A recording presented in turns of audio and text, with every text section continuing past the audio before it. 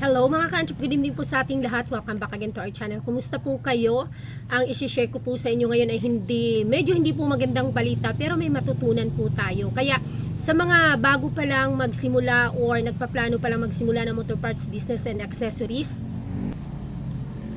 pwede nyo po akong i-subscribe para ma-update po kayo tuwing may mga ina-upload tayong bagong video, dahil karamihan po sa mga ina-upload nating video dito ay tungkol po sa pagsisimula, tips and mga konting advices sa mga motor parts business o motor shop business, lalong-lalo na doon sa mga baguhan pa lang, pasisimula pa lang. So ganito mga ka-entrep, medyo masyado lang akong nadismaya dahil nga yung kapwa pa natin shop owner, yun pa yung mang-i-scam, manluloko sa'yo. Can you imagine mga ka-entrep, mga pang ilang beses niya na itong ginawa. Yun ba yung wala kasi siyang mga stocks na, konti na lang yung stocks na niya. Actually, nabanggit niya na rin na baka mag-close na rin siya very very soon.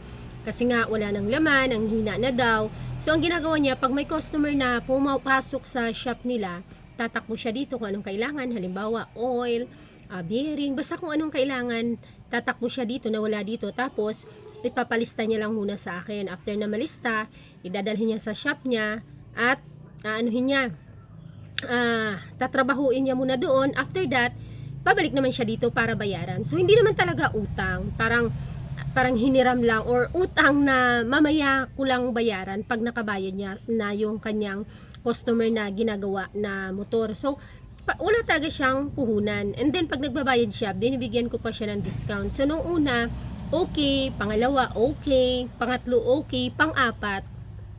Sa pang-apat mga ka-entrep, kumuha siya ng kasi may pumasok na customer sa shop niya. Oil, kadena, spark plug, basta worth 865 pesos. So okay lang, okay na yun siya. Okay na yun, okay yung ganong sitwasyon or setup namin before. So kung magbabayad kasi nun siya, yung 65 pesos, i-discount ko na yun sa kanya. Tapos syempre, pinapatungan niya pa rin yung ano, diba, yung mga nakuha niya dito.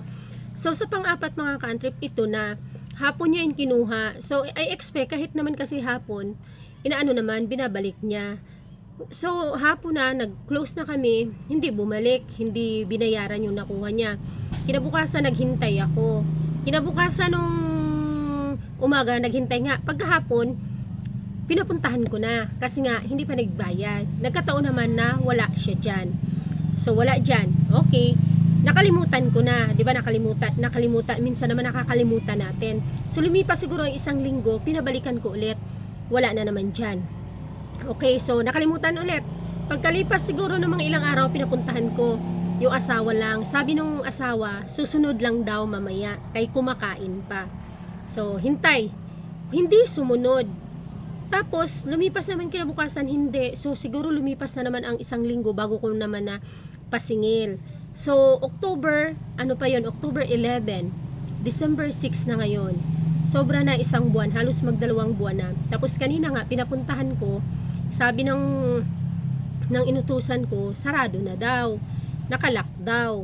So, ibig sabihin, nag-close na pala siya or wala na dyan, lumipat na siguro. Can you imagine mga ka-entrep, in-scam ako, diba, hindi na nahiya, naiinis ako, parang nakakasama ng loob kasi yung isipin mo, hindi na nahiya, ang kapal na mukha, diba, sinadya niya yun, sinadya niya talaga kasi nabanggit niya na rin naman na baka mag-close na daw siya, lilipat na siya ng trabaho, yung a-apply daw siya ulit sa company kasi galing siya ng company, tapos ay nag-resign, nag-sarili, nag-try na mag-shop.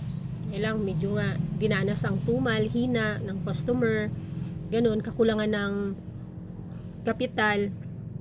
Kaya siguro mga 2 years, ayun na, wala na. So, nakakainis kasi, diba, yung wala ka na ng kapital, kumbaga, parang hinira mo lang produkto, babayaran mo mamaya, tapos ganun pa. So ngayon, hindi ko na yun masisingil kasi hindi ko naman alam kung taga saan. Kasi nagre-rent lang sila dyan eh. Nagre-rent lang dyan sila sa pwesto nila. So, wala ding cellphone number. Diba? Hindi mo na siya mahahabol. Kasi nagtiwala ka. Pero diba, yung tiwala sa ganung halaga na sana pwede man siya magtuloy-tuloy ng ganong ng ganong style namin kung okay sana siya, 'di ba? Na yung ganun ba yung gagawin niya muna, tatrabahuin niya bago niya bayaran pagkatapos na nung ginagawa niya. Pero ganun sa pang-apat, sumablay na, 'di ba? Pinaka buti na lang doon lang sa 865 kasi alam ko nag-ano din siya dito ng fan belt at saka ng mga pang-scooter na mga gamit na bayaran niya. Kasi syempre nagbayad din kaagad ang customer, 'di ba? Syempre, alam naman natin 'yun na nagbayad kasi hindi naman natin i-release ang motor kung hindi naman nagbayad. So ibig sabihin, sinadya niya talagang hindi ako bayaran, hindi kami bayaran dito sa nakuha niya. Talagang ginamit niya yung pera. Dapat yung kanya doon labor lang, 'di ba? Binalik niya yung capital. Tapos di-discount ko sa kanya yung 865. So nakakadismaya kasi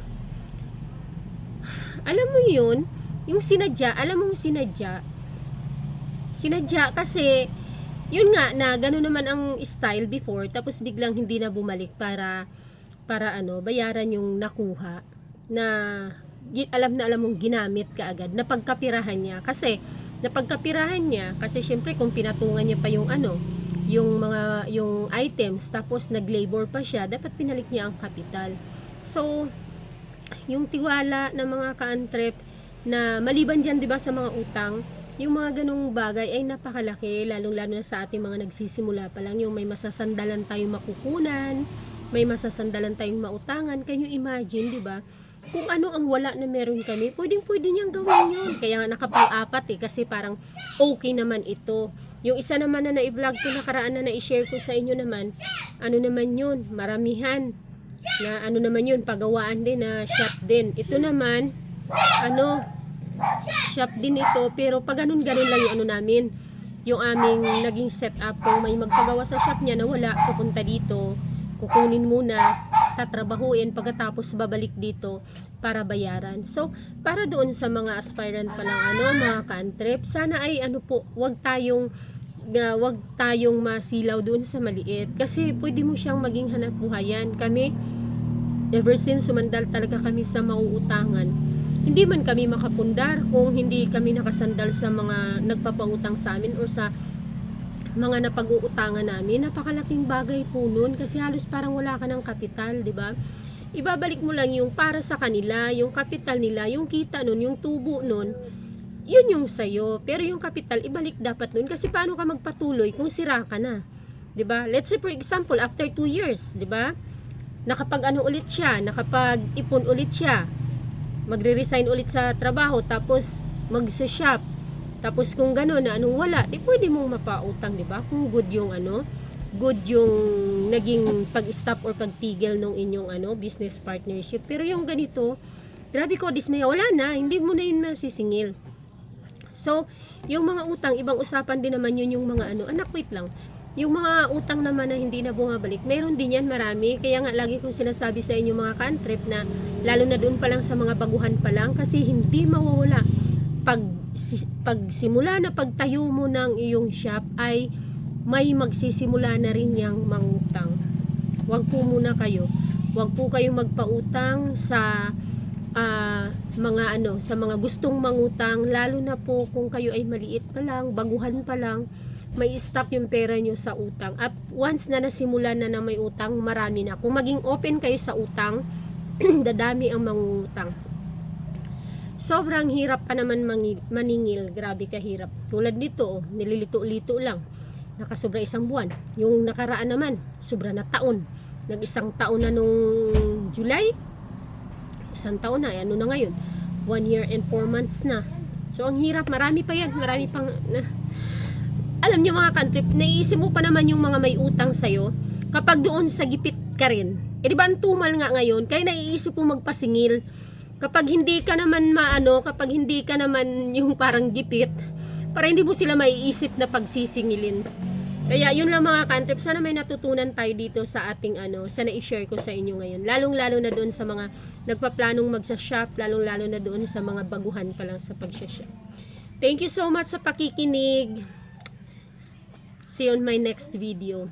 Bye-bye.